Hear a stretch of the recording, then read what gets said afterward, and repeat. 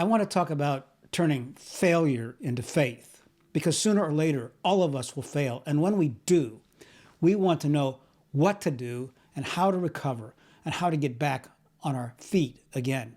And more specifically, I want to talk about relational failure, because life is all about relationships. And when relationships go south and they fail, life doesn't work so well. Life is all about relationships. So what do we do in a failed relationship? An old wedding ring, an estranged kid, a betrayal by a close friend or coworker. Because we know that when relationships don't go so well, life doesn't go so well. So how do we put broken relationship back together again? And I don't know any better place to look for an answer to that question than one of the most well-known relational failures of all time, Peter's denial of Jesus. And in this story, we find everything that we need to know to tell us how to handle failure and how to put our lives back together again after a colossal fall and a broken relationship. Now, if you'll recall, following the resurrection, Jesus had some unfinished business to do. He wanted to tie up a big loose end. He wanted to do something that needed to be done, and that was to deal with his relationship with Peter, Petros, the rock. Jesus loved Peter, but Peter had failed him badly. Their relationship took a great fall. Let's check out this story as we read it in Matthew 26, verse 30, of this colossal relational breakdown between Peter and Jesus. And I think you're going to find a lot of practical hints and guidelines to help you and me restore any kind of broken relationship, one way or the other, in our lives. So let's read this, Matthew chapter 26, verse 30. And when they had sung a hymn, they went out to the Mount of Olives. Then Jesus said to them, "You will all fall away because of me this night." Now, keep in mind, it's Thursday evening. It's after sunset. It's after the Last Supper. During the Last Supper, Jesus told his followers, his closest followers, his little tiny band of believers, that little platoon, that he had some bad news for them. He told them, "You will all fall away tonight." And then they sung a hymn and they made their way to the Mount of Olives. We read in verse 33, Peter answered him, "Though they all fall away because of you, I will never fall away." Jesus said to him, "Truly, I tell you, this very night, before the rooster crows, you will deny me 3 times. Peter said to him, "Even if I must die with you, I will not deny you." And all the disciples said the same. Jesus tells them, you will all fall away. And Peter says, well, don't worry about me, Lord. I will follow you anywhere, even to prison, even to death. I will follow you. I won't fail you, no matter what. I'm on your team. I'm strong. I'm tough. I will be there with you. No, not me, Lord. And Jesus looked at him and he said, "Really, Peter, really? Let me tell you something. Tonight, this night, before the rooster crows, you, Peter, Petros, the rock, the bold one, will deny me 3 times. Not once, not twice, but 3 times." Now let's shift to Luke chapter 22, verse 54. Let's take a look at things from Luke's eyes as he heard this story being told. He writes in verse 54, "Then they seized him and led him away, bringing him into the high priest's house. And Peter was following at a distance. And when they had kindled a fire in the middle of the courtyard and sat down together. Peter sat down among them. Events move quickly from the olive grove. Now, when Jesus was arrested in the olive grove, the Romans sent out a cohort of over 1,000 soldiers. It wasn't this tiny little band or crowd that we see in some classic pictures. There were 1,000 armed Roman soldiers there, carrying torches and spears and swords. And they were accompanied by the temple police, maybe another 100 or 100 and so soldiers. And then, because all the people saw this great crowd of soldiers leaving Jerusalem and heading toward the Mount of Olives, maybe 1,000, 2,000, 5,000, 10,000 people, maybe boatloads of people headed for the garden. It was a big crowd. It was a big deal. They're there to arrest Jesus.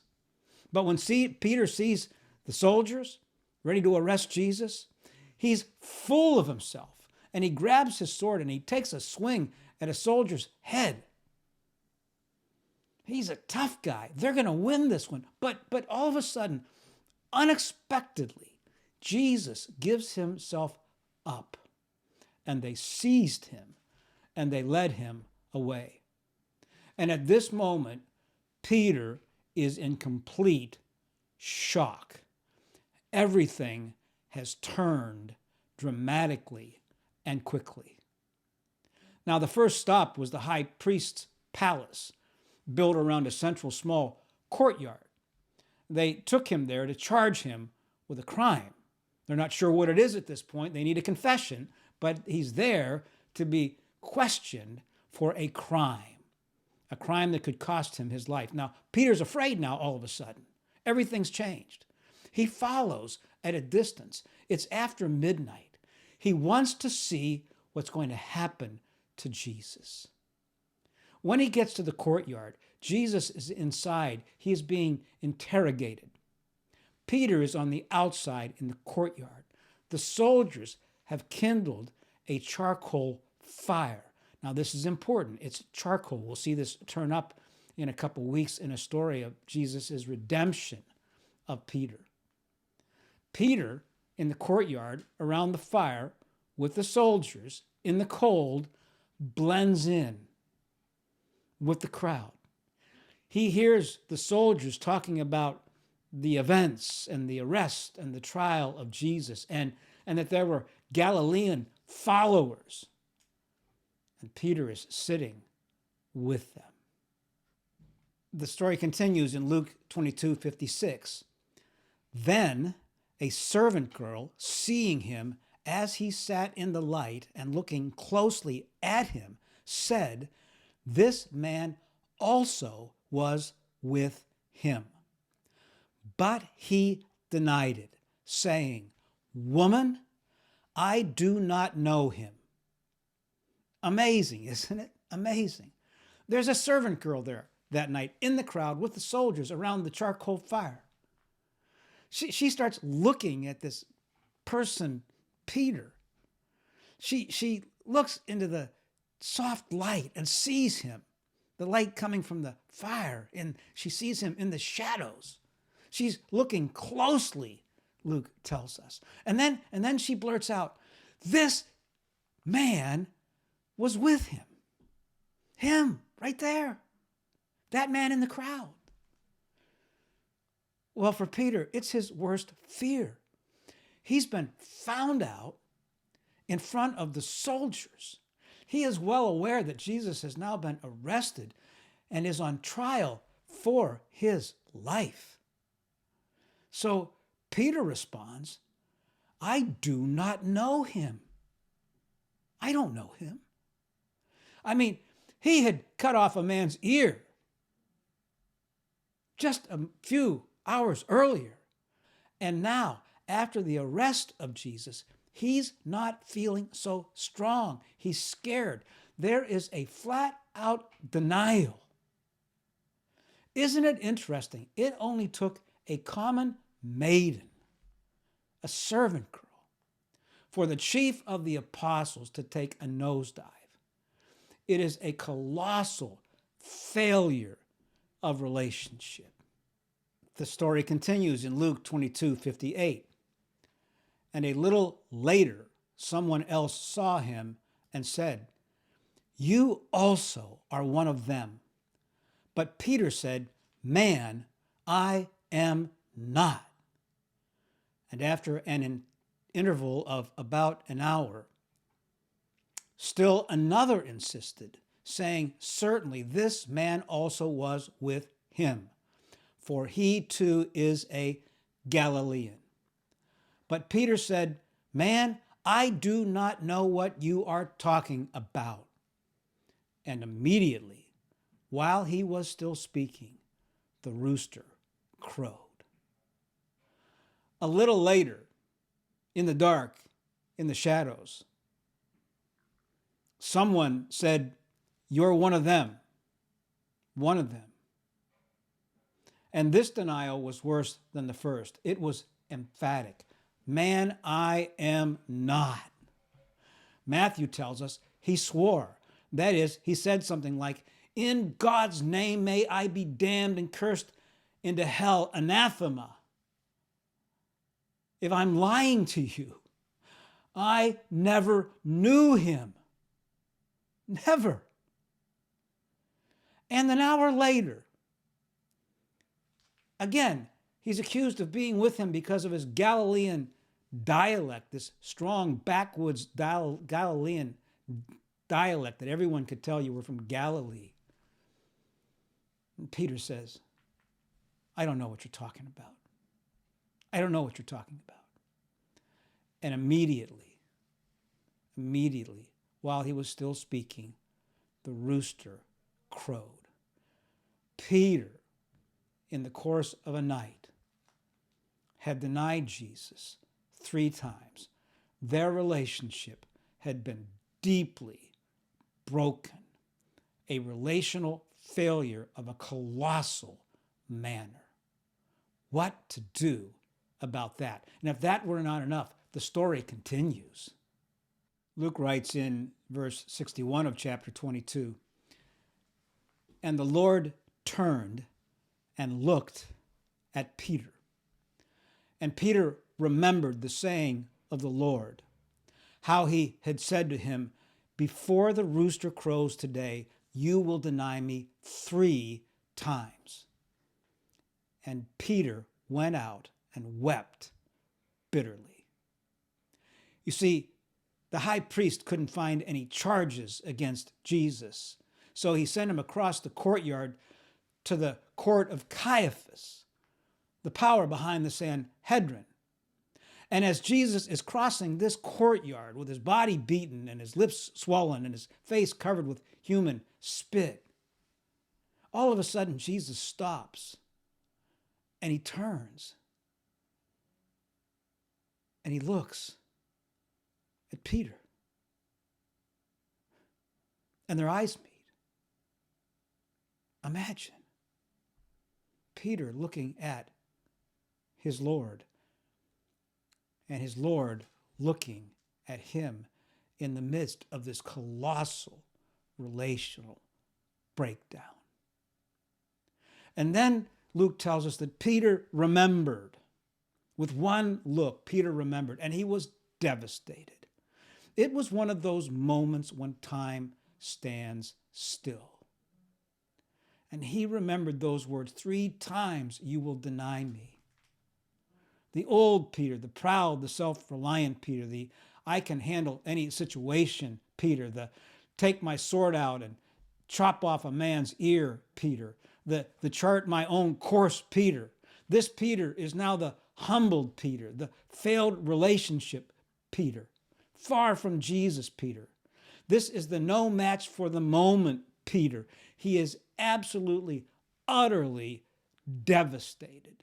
So devastated that he leaves the courtyard in absolute humility and brokenness, and he wept bitterly. In the Greek, it's the word sobbed uncontrollably. You see, Peter is now facing his own human frailty and weakness, his own failure. And the pain is so great that he doesn't care anymore. He now knows that he is fallen. He is broken. He is lost. He is alone. And he can never put it back together again by himself. Well, at this moment, let's stop and look at what we can learn and what we can see in this relationship and what we can learn about relationships. And then in weeks 2, 3, and 4 of this 4-week series, I want to talk about how Jesus puts this relationship back together. Before we move there, let's take a look at a couple things that are implicit in this story.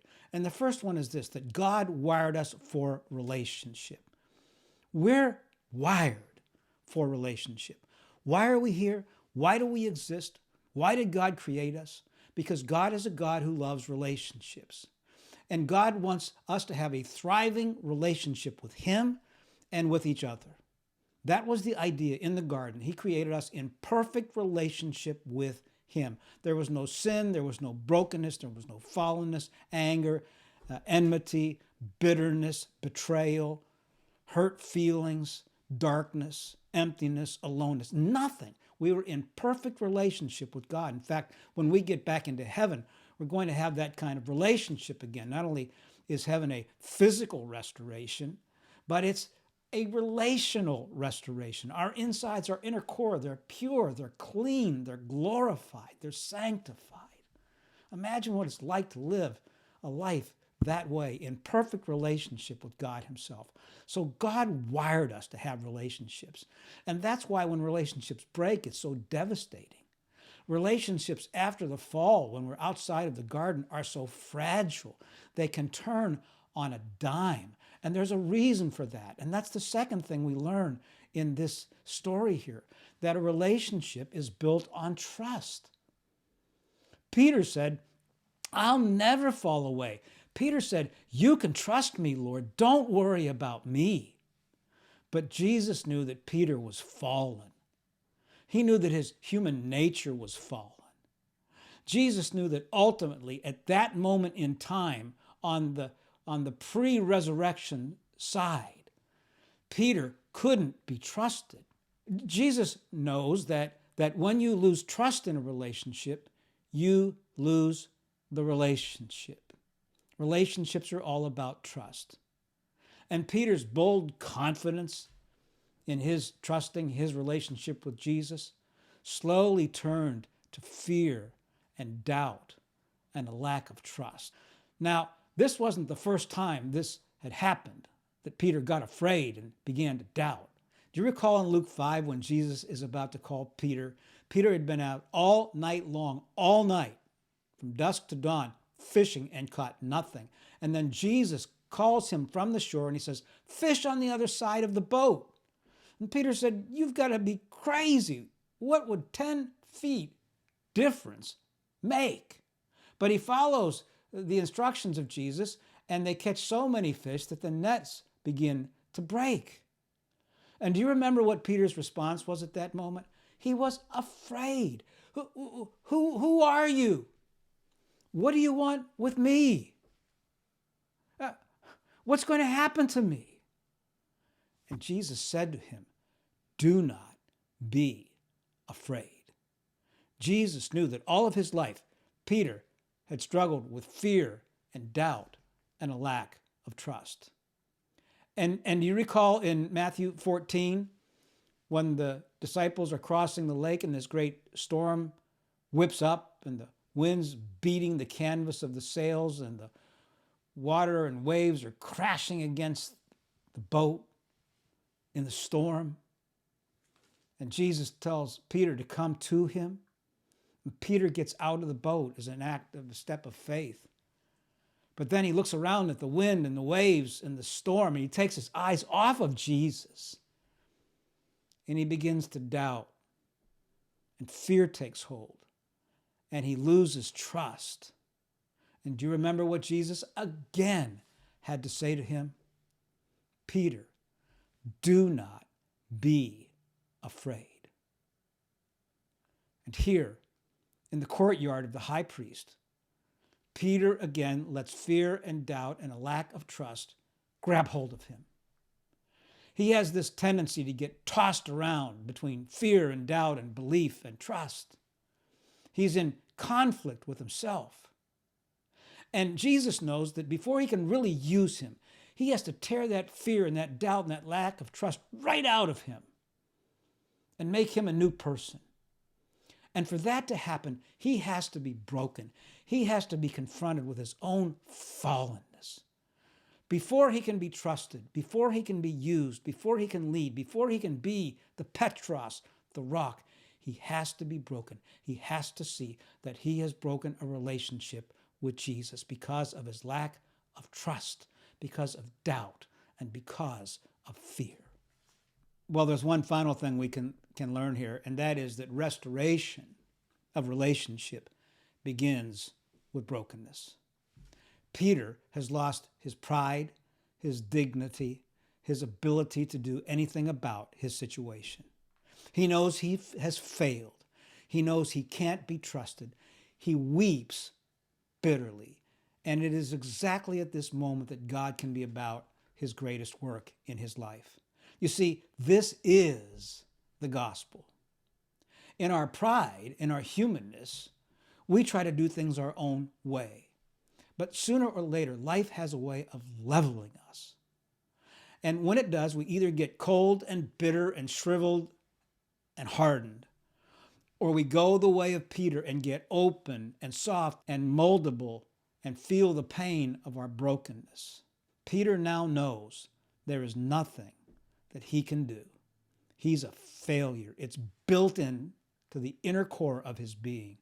And so we hear that he weeps.